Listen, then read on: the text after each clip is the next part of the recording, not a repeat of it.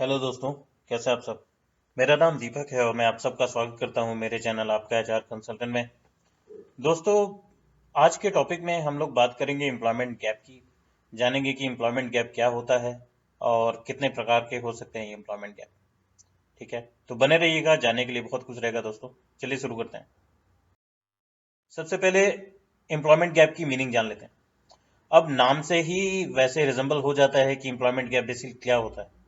अब नॉर्मल तरीके में मैं बताऊं तो फॉर एग्जांपल कोई एक पर्सन अगर जॉब कर रहा है, एक उसके पास अच्छी सी जॉब है, देन किसी कारण से जो है वो जॉब छोड़ देता है और उसके जॉब में कंटिन्यूटी नहीं आती है। कहने का मतलब है कि उसके पास जो है जॉब करने के बाद वो खाली बैठ जाता है।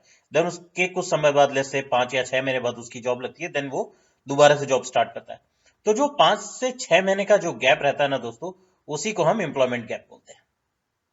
ठीक है। अब यहाँ पे हम लोग जो है इसको एक एक करके देख लेते हैं, जितने भी पॉइंट्स मैंने यहाँ मेंशन किए हुए हैं। तो सबसे पहला है, though the term is self explanatory, technically an employment gap can be defined as a specific period wherein a current job seeker wasn't professionally working or wasn't open to work opportunities।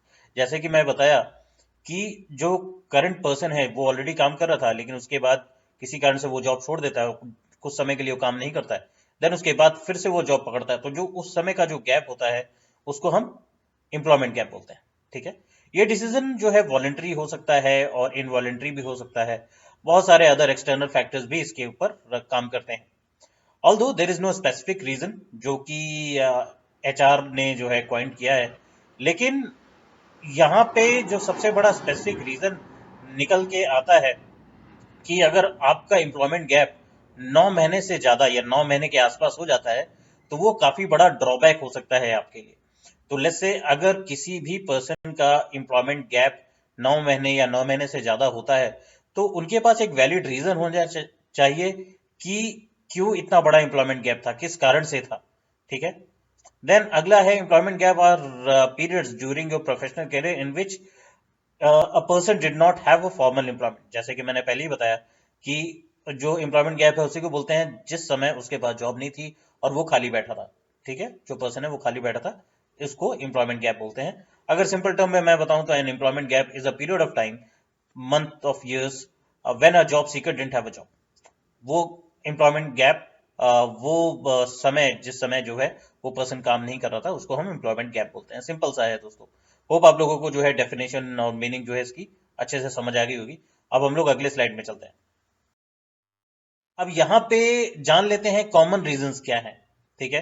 तो जो हमारे पास दो common reason निकल के आते हैं, सबसे पहले तो है प्रोफेशनल रीजन निकल के आता है, दूसरा है पर्सनल रीजन। ठीक है। तो ये दो कॉमन रीजंस है, पर्सनल और प्रोफेशनल रीजंस, जिनके कारण कोई भी पर्सन के लाइफ में एम्प्लॉयमेंट गैप आता है। ठीक है। एक एक करके हम लोग इसको डिस्कस करेंगे, तो अगले स्लाइड में चलते हैं दोस्तों। सबसे पहले हम पर्सनल रीजन डिस्कस कर लेते हैं। तो सबसे पहले पर्सनल रीजन में आता है इलनेस। इलनेस किसी को भी हो सकती है, बीमारी किसी को भी आ सकती है दोस्तों। तो उसके कारण सबसे बड़ा एम्प्लॉयमेंट गैप आता है। इन केस किसी पर्सन को जो है काफी ज्यादा इलनेस हो जाती है और वो काम करने में असमर्थ रहता है, तो वो जो है कंपनी छोड़ देता है, उसके बाद वो कुछ समय तक काम नहीं करता है, तो जिसके कारण जो है एक एम्प्लॉयमेंट गैप आ जाता है। दूसरा है फैमिली इमरजेंसी। और फैमिली में इमरजेंसी होने के कारण भी कई लोग जॉब छोड़ देते हैं, कुछ समय तक काम नहीं करते हैं, इसके कारण भी काफी बड़ा एम्प्लॉयमेंट गैप आ सकता है। तीसरा, taking out time for the family and children.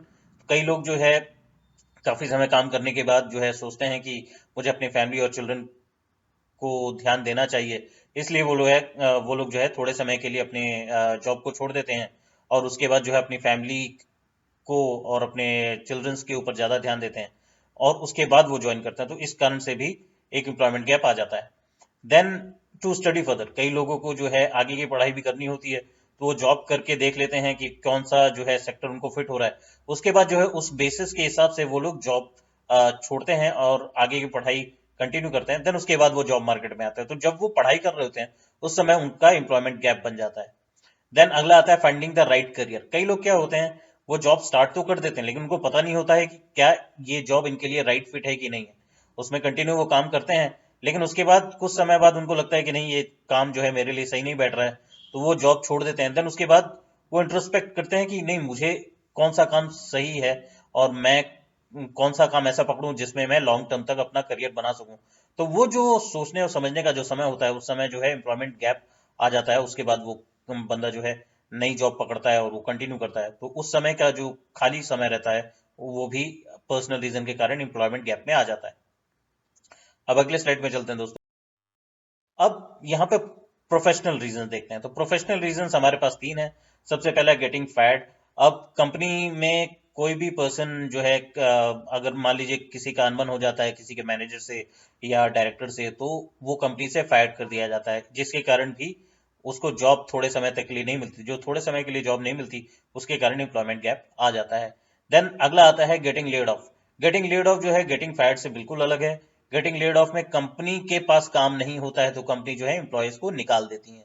तो जब वो अकस्मात निकालती हैं तो उस समय थोड़े समय के लिए उनको जॉब ढूंढने में परेशानी आती है। वो समय जो है 2 महीने से 6 महीने तक भी जा सकता है, डिपेंडिंग कि उनको जॉब कब मिलती है। तो जिस समय वो खाली बैठते हैं उस समय जो है एम्प्लॉयमेंट गैप उनके आ जाता है। देन अगला आता है problem with the culture of the work place. कई लोग जो है काम पकड़ते हैं लेकिन उनको कंपनी का कल्चर समझ नहीं आता है।